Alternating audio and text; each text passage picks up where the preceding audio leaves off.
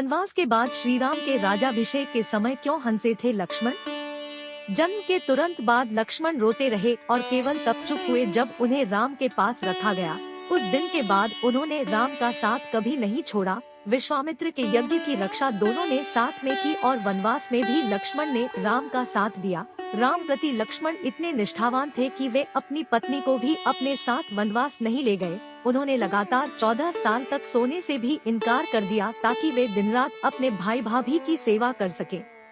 सीता की तरह उर्मिला भी वनवास में अपने पति का साथ देना चाहती थी, लेकिन लक्ष्मण ने यह कहकर उनसे ऐसा न करने की विनती की कि मैं भैया राम और भाभी सीता की देखभाल में इतना व्यस्त रहूंगा कि आपकी देखभाल नहीं कर पाऊंगा। यदि आप महल में रहोगी तो मुझे आपकी भलाई के बारे में अपराध बोध या चिंता महसूस नहीं होगी, जिससे मुझे मदद मिलेगी। इसलिए उर्मिला अनिच्छा से महल में रुक गई।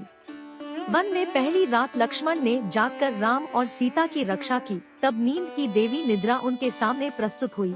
लक्ष्मण ने देवी से उन्हें 14 साल के लिए अकेला छोड़ने की विनती की ताकि वे दिन रात अपने भाई और भाभी की रक्षा कर सकें।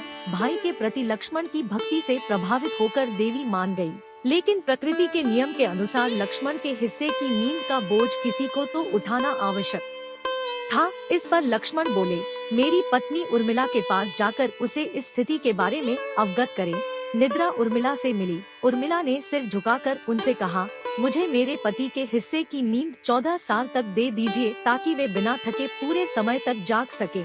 इस प्रकार उर्मिला 14 साल रात दिन सोती रही, जबकि उनके पति अपने भाई और भाभी की सेवा में जागते रहे।